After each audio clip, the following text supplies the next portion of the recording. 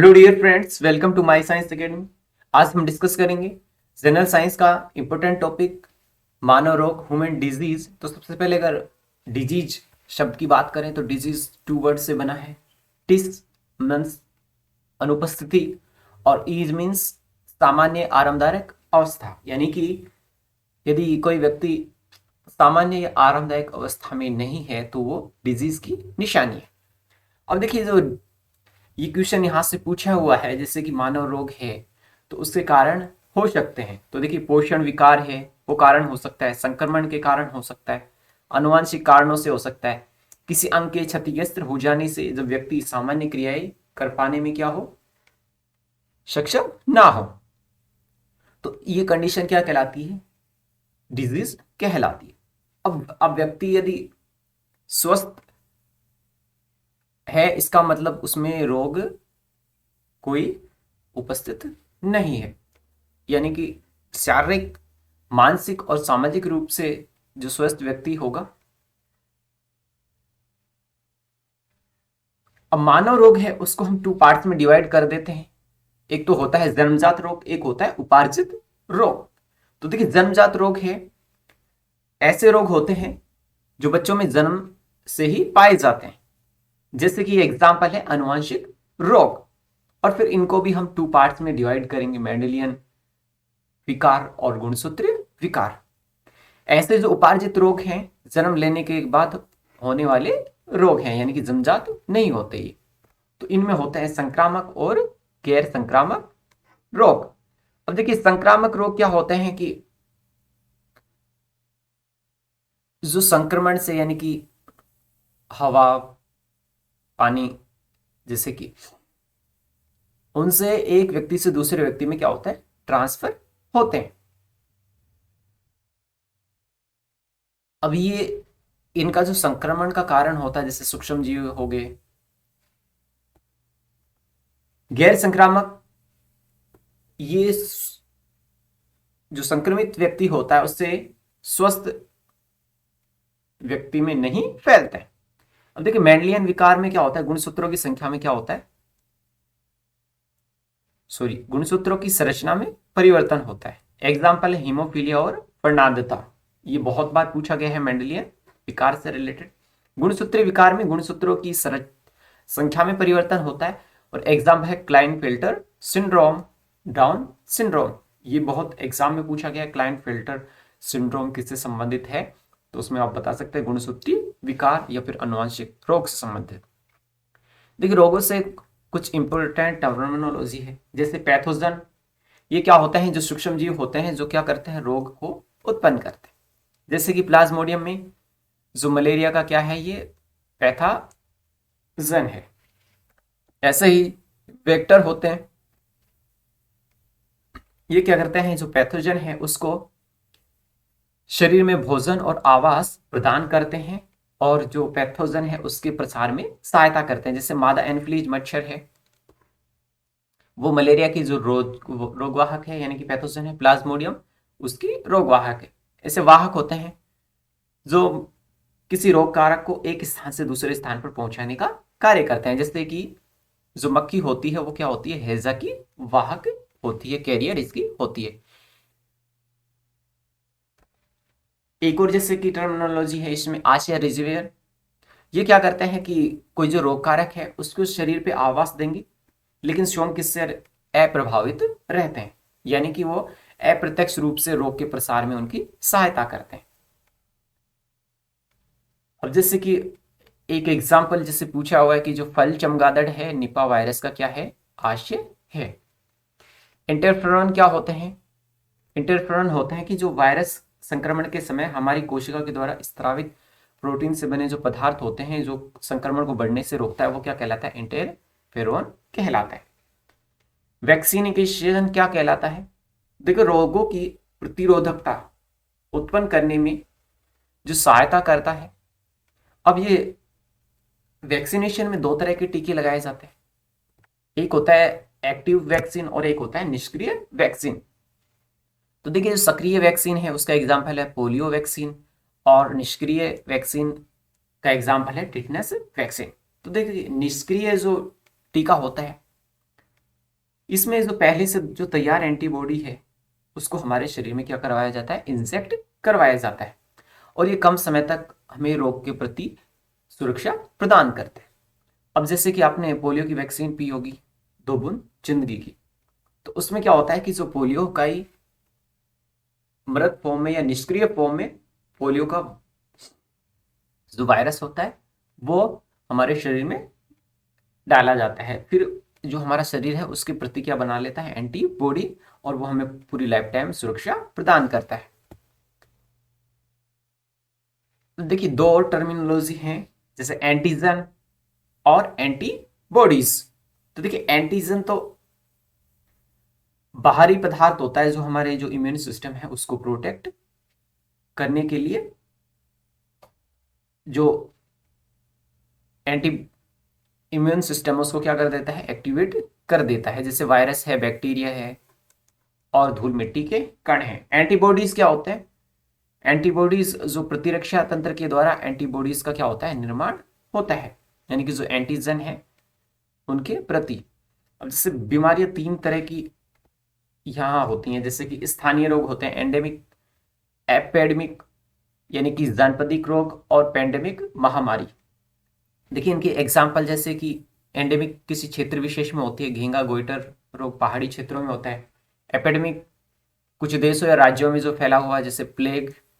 Pandemic महामारी जो पूरे विश्व में फैली हुई है, जैसे कि कोविड-19, स्वाइन फ्लू। अब देखिए जीवाणु से होने वाले रोग, हर एग्जाम में इनसे यहाँ क्वेश्चन पूछा जाता है, या तो रोग कारक से, या फिर लक्षण, या फिर उसका टीका, या फिर उसका उपचार पूछा जाता है। तो देखिए टीबी इसका नाम है, ट्यूबरक्लोसिस, या फिर कोश डिजीज, या फिर तपेदिक इसे बोलते हैं। रोग कारक होता है इसका माइक्रोबैक्टीरियम ट्यूबरक्लोसिस। और जिससे संक्रमण क्या होता है कि रोगी के संपर्क में जो भी दूषित जल एवं भोजन से फैलता है। लक्षण है मनुष्य में श्वसन और फेफड़ों में क्या हो जाता है, संक्रमण हो जाता है। उपचार है इसका एंटीबायोटिक्स और एमडीआर थेरेपी, या फिर जो डोट्स पद्धति है वो अपना सकते हैं। इस डोट्स पद्धति की जो फुल फॉर्म भी पूछी जाती है, direct observation treatment short course. इसके लिए टीका कौन सा यूज करते हैं, बीसीजी, बैसिलस कॉमेट कुरिन का टीका। सेकंड है टाइफॉइड, ये इसे एंटेरिक फीवर भी कहते हैं, मोतीसरा या स्लो फीवर या मियादी बुखार इसके नाम है। इसका रोग कारक पूछा जाता है, जैसे कि साल्मोनेला टाइफी। अब ये जो दूषित जल से और भोजन से होता है। लक्षण है आंतों में संक्रमण, उल्टी, दस्त, तेज बुखार, और रात्रि में तेज बुखार होता है। परीक्षण है इसका विडोल टेस्ट। वैक्सीन है टैब वैक्सीन। ये टैब वैक्सीन और किस किस में यूज की जाती है, टाइफाइड में, पैराटाइफाइड में, ए एंड बी में। नेक्स्ट देखिए कोलेरा हैजा या विसूचिका, रोग कारक है विब्रियो कोलेरी। और ये क्वेश्चन पूछा हुआ कि कोमा आकृति का बैक्टीरिया किससे संबंधित है, तो ये कोलेरा हैजा या विसूचिका से संबंधित है। इसकी वाहक क्या है, जैसे मैंने पहले बताया हैजा इसकी मक्खी, हैजा की वाहक है। दूषित जल एवं भोजन से होता है। लक्षण है आंतों में संक्रमण, उल्टी, दस्त एवं तेज बुखार। इसका परीक्षण होता है शिक परीक्षण। वैक्सीन है टीएबीसी यानी typhoid, paratyphoid, A and B and cholera, Dukoral vaccine. उपचार है इसका एंटीबायोटिक दवाएं, ओआरएस का खोल। इसके बाद नेक्स्ट डिजीज है डिप्थीरिया या गले खोटू। रोग कारक है कोर्नी बैक्टीरियम डिप्थीरियाई। ये संक्रमित वस्तुओं, जल एवं भोजन से होता है। अभी तक जो हमने 4 डिजीज देखी है वो दूषित जल एवं भोजन से होने वाली है। लक्षण क्या है, तो देखिए गले में संक्रमण, और ये क्वेश्चन पूछा है जैसे गहरे लाल दाने किस रोग में दिखाई देते हैं, तो डिप्थीरिया गल घोटू में। श्वसन मार्ग में गाढ़ा पदार्थ ठोस होकर जमने लगता है, जिससे सांस लेने में कठिनाई होती है। इसका परीक्षण होता है कफ परीक्षण, सेप्टम टेस्ट।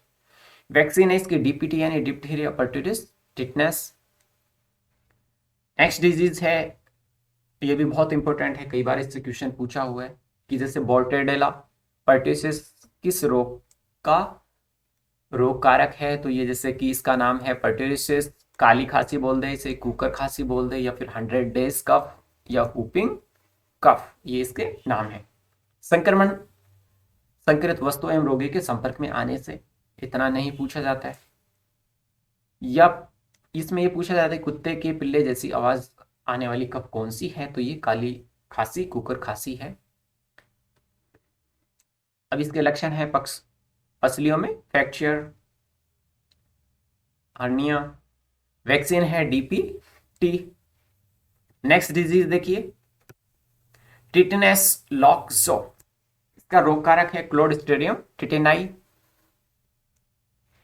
अब इसमें क्या होता है कि मिट्टी संक्रमित सतहों से चोट के दौरान रक्त के संपर्क में रोग कारक के आने से, यानी कि जैसे लोहे की जैसे कुछ वस्तुएं हैं तो इनसे कट जाने पर टिटेनस रोग हो जाता है। लक्षण क्या है, पेशियां एवं तंत्रिका तंत्र क्या होता है, प्रभावित होता है। पेशियां अकड़ने लगती हैं, चोटग्रस्त अंग पर ग्रेगिन का विकास होने लगता है। पूछा जाता है गेग्रीन किस रोग से संबंधित है, तो ये टिटनेस रोग से संबंधित है। और वैक्सीन वही है डीपीटी, डिप्थीरिया, पर्टुसिस, टिटनेस का ये जो टीका है। नेक्स्ट है बोटुबोलिज्म, यानी कि जो खाद्य विषाक्तता से संबंधित जो बीमारी है वो है बोटुलिटिलिज्म, या फिर खराब खाने से संबंधित बीमारी है बोटुलिज्म। रोग कारक है क्लोस्ट्रिडियम बोटुलिनम, ये एक अनोक्सी बैक्टीरिया है, यानी कि डिब्बाबंद भोज्य पदार्थों में उपरोक्त जो जीवाणु हैं उनके संक्रमण से होती है। इससे क्या होता है, तंत्रिका तंत्र एवं मांसपेशियां प्रभावित होती हैं, व्यक्ति बेहोश एवं उपचार न मिले पर मृत्यु। नेक्स्ट है कुष्ठ रोग या लेप्रोसी या हेंसन का रोग, इसका रोग कारक है माइक्रोबैक्टीरियम लेप्री। और यहां जो इंपॉर्टेंट जो पूछा जाता है कि शरीर के दूरस्थ अंग पर सफेद दाग बनने तथा यहाँ की सेल नष्ट होती रहती है जिससे अंग गलने लगते हैं, तो ये कौन सा रोग है, कुष्ठ रोग या लेप्रोसी है। वैक्सीन इसका है बीसीजी का टीका। और इसके उपचार में कौन सी थेरेपी यूज की जाती है, तो एमडीआर थेरेपी यूज की जाती है। और जो परीक्षण में यूज किया जाता है लेप्रोमिन टेस्ट यूज किया जाता है। नेक्स्ट देखिए, प्लेग यानी कि काली मौत, ब्लैक डेथ या ब्यूबोनिक प्लेग, इसका रोग कारक क्या है, थेरेसीनिया पेस्टिस। और ये क्वेश्चन में बहुत बार पूछा हुआ है, जेनोप्सिला जियोप्सिस या फिर ओरिएंटलिस रेड फ्लाई किस रोग का वाहक है, प्लेग का, या फिर प्लेग लोग चूहे से संबंधित, यानी चूहे का क्या है, आशय है। प्लेग की जो बीमारी पहले फैली थी तो चूहे के कारण फैली थी, क्योंकि चूहों में प्लेग हो गया था। लक्षण है लसिका तंत्र में संक्रमण, शरीर के दूरस्थ अंग काले पड़ने लगते हैं जिससे गैंग्रीन विकसित होने लगता है। वैक्सीन, प्लेग वैक्सीन इसकी आती है लेकिन इतनी प्रभावी नहीं है। एंथ्रेक्स, और इसको हम जो बायोलॉजिकल वीपन है उसकी तरह यूज करते हैं। जो एंथ्रेक्स का रोग कारक है बैसिलस एंथ्रेसिस, कई बार ये पूछा हुआ है एग्जाम में। या फिर कौन सा रोग है जिसमें त्वचा पर ब्लिस्टर छाले हो जाते हैं तथा श्वसन पथ संक्रमित हो जाता है, तो ये एंथ्रेक्स रोग है। और इस जो संक्रमण है ये दुधारू पशुओं से इंसानों में होता है। वैक्सीन है इसकी एंथ्रेक्स वैक्सीन। बैसिलस एंथ्रेसिस का उपयोग यानी कि जैविक हथियार के रूप में करते हैं। तो देखिए दो रोग है हमारे पास, जैसे गोनेरिया, एक है गोनेरिया सुजाक, एक है सिफिलिस। अब इसका जो गोनेरिया है इसका रोगवाहक है नेसेसेरिया गोनराई, और संक्रमण है संक्रमित से असुरक्षित यौन संबंध के कारण। लक्षण क्या है, जनांगों में संक्रमण होता है, मूत्र करते समय जलन, मूलपथ में घाव बन जाते हैं, और इसका इफेक्ट क्या हो सकता है, बांझपन हो सकता है। सिफिलिस है ट्रेपोनीमा प्लेडियम। लक्षण इसके जो संक्रमण है वो इसी के समान होता है, और जो लक्षण है गोनेरिया के समान ही है इसके, जैसे यादाश्त में कमी ये अतिरिक्त होता है इसमें, और बाल झड़ने लगते हैं, और बांझपन की इसमें शिकायत हो जाती है। नेक्स्ट देखिए, निमोनिया। अब इसका रोग कारक बहुत एग्जाम में पूछा हुआ है, डिप्लोकोकस या न्यूमोकोकस, या फिर अन्य नाम है इसका स्ट्रेप्टोकोकस निमोनियाई। और दूसरी जलवे भोजन से होने वाला रोग है। लक्षण क्या है? तेज बुखार, जुखाम, फेफड़ों में संक्रमण, सांस लेने में दिक्कत होती है। अब नेक्स्ट देखिए वायरस जनित जो रोग हैं, तो देखिए सबसे पहला हमारा रोग है बड़ी माता, जिसे स्मॉल पॉक्स कहते हैं। देखिए दो यहाँ कंफ्यूजन आपके रह सकता है, एक दूसरे से बड़ी माता वो तो स्मॉल पॉक्स है, और जो छोटी माता है वो दूसरा रोग है, जैसे बिग पॉक्स बोल सकते हैं, या फिर जैसे उसे चिकन पॉक्स हम बोलते हैं। और जैसे इनके रोग कारक हैं उनमें थोड़े से नाम में समानता है। तो देखिए जो बड़ी माता है उसे हम बोलते हैं चेचक, और रोग कारक है इसका वेरियोला वायरस। और लक्षण क्या है? इसमें संक्रमित तरल से भरे यानी कि लाल लाल शरीर पे दाने हो जाते हैं, और फिर वहां जो त्वचा पर गड्ढे पड़ जाते हैं। और इसकी वैक्सीन है स्मॉल पॉक्स वैक्सीन, और इसका जो टीका खोजा था एडवर्ड जेनर ने इसका टीका खोजा था। नेक्स्ट हमारा रोग है छोटी माता। देखिए छोटी माता का वायरस है वेरिसेला जोस्टर वायरस, और उसका था वेरियोला वायरस। अब दोनों के जो संक्रमण का तरीका सेम ही है, संक्रमित वस्तुओं से और रोगी के संपर्क में आने से। और इसमें भी जो गहरे लाल रंग के दाने बन जाते हैं, तेज इसमें बुखार आता है, लक्षण दोनों के लगभग से समान है। अब जो बड़ी माता है इसका तो क्या हो चुका है, विश्व से उन्मूलन हो चुका है। तो ये क्वेश्चन भी कई बार पूछा जा चुका है कि कौन सी रोग है जिसका विश्व से उन्मूलन हो चुका है, तो वो स्मॉल पॉक्स है। यानी कि देखिए बड़ी माता है उसका इंग्लिश में तो नाम है स्मॉल पॉक्स। और चिकन पॉक्स जो जीवन में एक बार ही होता है, उसके बाद शरीर क्या कर लेता है, एंटीबॉडी बना लेता है, इसलिए दोबारा संक्रमण नहीं होता है। देखिए नेक्स्ट वायरस से जो जनित रोग है वो है हमारा डेंगू। डेंगू का जो वायरस होता है, ये डेंगू वायरस होता है, इसका रोग कारक पूछा जाता है एडिस इजिप्टाई मच्छर। बहुत बार ये इसका रोग कारक पूछा गया है। संक्रमण मच्छर के काटने से होता है। प्रारंभिक अवस्था में जो तेज बुखार होता है, शरीर में दर्द होता है, और इसे हड्डी तोड़ बुखार भी कहते हैं। द्वितीय अवस्था में क्या होता है, प्लेटलेट्स की संख्या में कमी आने लगती है, और ब्लड पतला होने के कारण जो आंतरिक रक्तस्राव होने लगता है, जिसके कारण रोगी बेहोश हो सकता है और कोमा में जाने की संभावना इसमें रहती है। तो ये खतरनाक रोग की श्रेणी में आता है।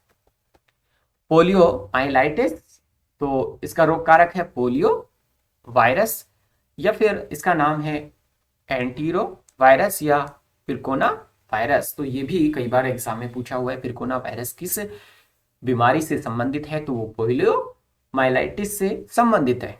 और संक्रमण होता है दूषित जल भोजन से, और सर्वप्रथम आंतों में संक्रमण होता है जिससे डायरिया, रोग कारक रक्त से होता हुआ अस्थि मज्जा में क्या करता है, संक्रमण करता है, और इससे जो तंत्रिका तंत्र है वो हमारा क्या होता है, प्रभावित होता है, जिससे विकलांगता होती है। जैसे बचने के लिए पोलियो की वैक्सीन जो बचपन में पिलाई जाती है।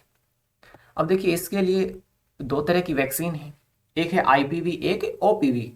तो देखिए इसकी फुल फॉर्म भी कई एग्जाम में पूछी हुई है, इनएक्टिव पोलियो वैक्सीन। दूसरा होता है ओरल पोलियो वैक्सीन, जिसकी छोटे बच्चों को 2 बूंद जिंदगी की जो खुराक पिलाई जाती है वो है ओपीवी, ओरल पोलियो वैक्सीन। अब आईपीवी के खोजकर्ता है साल्क, और ओपीवी के खोजकर्ता है साबिन। आईपीवी में क्या होता है, मृत वायरस को शरीर में इंजेक्शन के द्वारा डाला जाता है, जबकि फिर इससे शरीर में एंटीबॉडीज का विकास होता है और आगे के लिए रोग से रक्षा हो जाती है। ओपीवी में क्या होता है कि जो जीवित वायरस होता है लेकिन उसमें इनएक्टिव फॉर्म में वो होता है, तो उसको जो हमारी मुखगुहा होती है उससे जैसे 2 बूंद जिंदगी की डालते हैं ना, 2 ड्रॉप डाली जाती हैं। ये क्वेश्चन भी जैसे पूछा हुआ है, मार्च 2014 में भारत पोलियो से क्या हो सकता है, मुक्त हो चुका है। नेक्स्ट देखिए, नेक्स्ट रोग है मम्प्स या गलसुआ। देखिए रोग कारक है इसका पैरामिक्सो वायरस, और सामान्यतः बच्चों में लेकिन वयस्कों में भी ये हो सकता है। और इसमें क्या होता है कि जो हमारे गले में जो पैरोटिड लार ग्रंथियां हैं उसमें सूजन आ जाता है और फिर ये गले तक सूजन पहुंच जाती है। और कभी कभी क्या होता है कि ये जन्नांगों में भी सूजन कर देता है, इससे बंधता यानी बांसपन की शिकायत भी हो सकती है।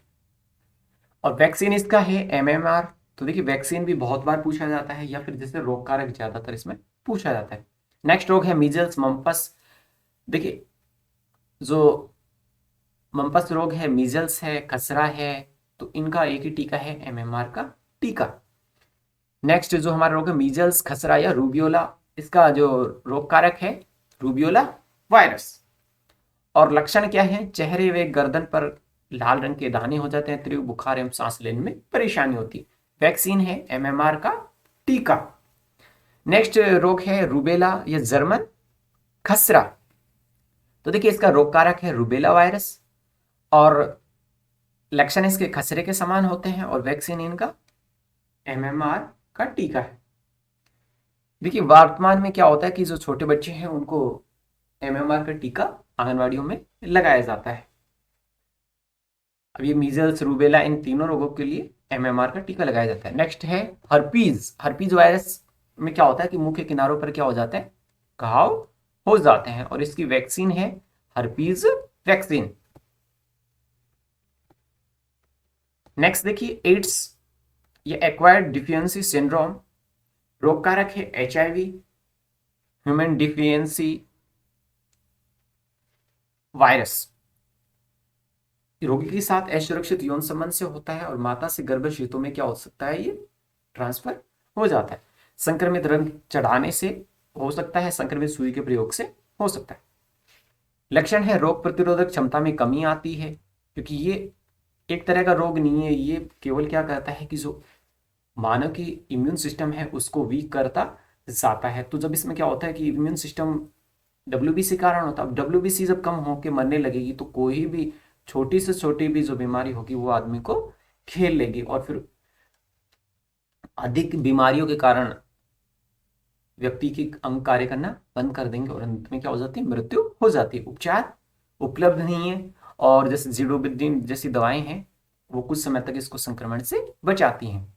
और इसका परीक्षण पूछा जाता है, बहुत बार पूछा गया है, एलिसा टेस्ट, जिसकी फुल फॉर्म है एंजाइम लिक्विड इम्यूनोसॉर्बेंट एस्ले। ये फिर एक और इसका टेस्ट है वेस्टर्न ब्लॉट टेस्ट, ये पीसीआर पर आधारित होते हैं। नेक्स्ट रोग है रेबीज या जल भित्ति।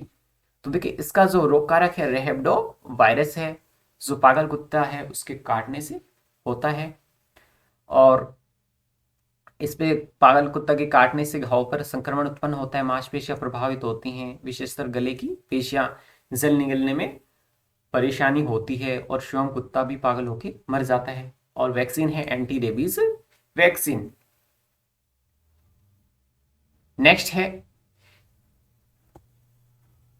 हिपेटाइटिस। तो देखिए hepatitis A B C D E प्रकार के होते हैं, तो इनके रोग कारक इनमें से कोई सा होगा। संक्रमण होता है दूषित या संक्रमित वस्तुओं के संपर्क से और इसमें सबसे खतरनाक जो है वो बी और सी है, ये भी पूछा जा चुका है। लक्षण है यकृत में क्या होता है, संक्रमण होता है, सूजन एवं दर्द, पीलिया जैसे लक्षण होते हैं। वैक्सीन है इसकी हेपेटाइटिस वैक्सीन। ये क्वेश्चन भी पूछा गया है कि भारत में जो पहली हेपेटाइटिस वैक्सीन है वो किस तकनीक से बनाई गई थी, तो रिकॉम्बिनेंट डीएनए तकनीक से बनाई गई थी। देखिए एक और जो हमारा रोग है लीवर सिरोसिस, जो शराब के अत्यधिक सेवन के कारण जो लीवर है उसमें वसा का जमाव होने लगता है, जिससे इसमें सूजन आ जाती है और इससे लीवर सिरोसिस कहा जाता है। फैटी लीवर सिंड्रोम भी कहते हैं या फिर वसीय यकृत संलक्षण भी कहते हैं। नेक्स्ट रोग है मेनिंजाइटिस। ये क्या होते हैं, जो मस्तिष्क की जो झिल्लियां होती हैं उनमें संक्रमण के कारण होता है।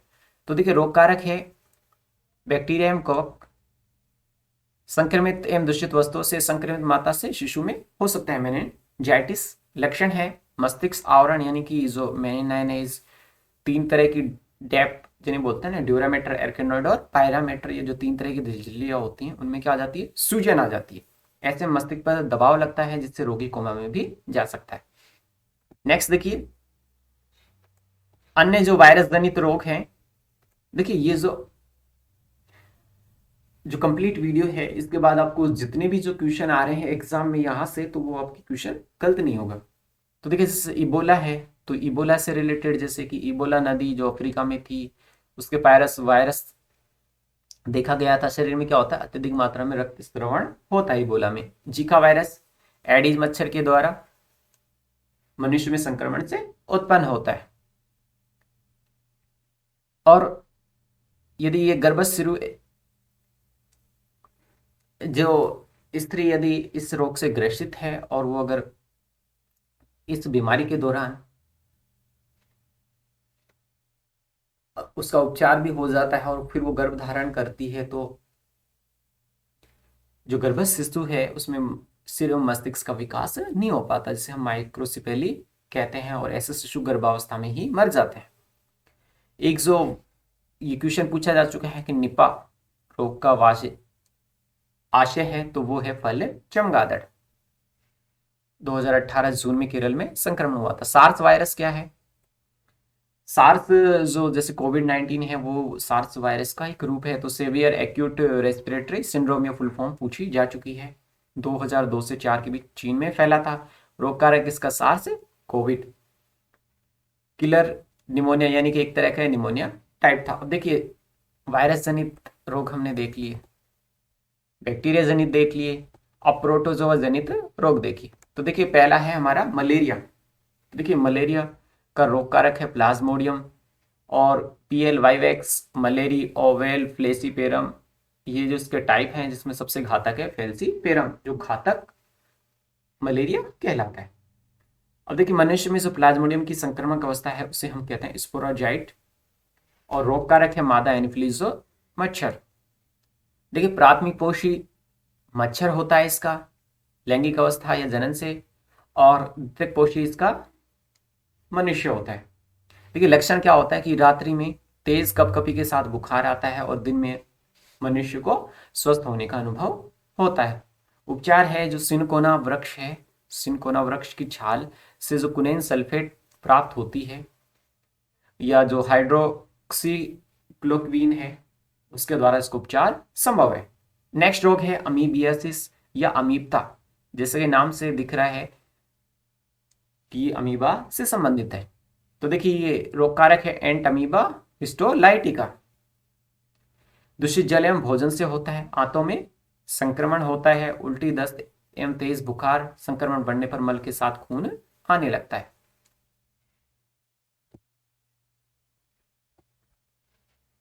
देखिए इसमें क्या है, एंटीबायोटिक दवाएं, ओआरएस, ओरल डिहाइड्रेशन सॉल्यूशन, वो लेके हम उपचार कर सकते हैं। नेक्स्ट है पायरिया, दांतों से संबंधित है, या फिर इसका नाम आता है पेरियोडोंटाइटिस। तो ये जैसे आपसे मैच करवा सकता है, तो उसमें जैसे कुछ बीमारियां दे दे, उनके रोग कारक दे दे, तो उनसे मैच करवा के पूछ सकता है। तो देखिए रोग कारक है एंटामीबा, जेनेलेसिस, और कभी कभी ये बैक्टीरिया जनित होता है। दांतों की सफाई न करना, दूषित जल एवं भोजन से, मसूड़ों में सूजन, रक्त स्त्रवण आ जाता है, मुंह से तेज दुर्गंध आना। उपचार है स्केलिंग, विशेष करके दांतों के द्वारा सफाई।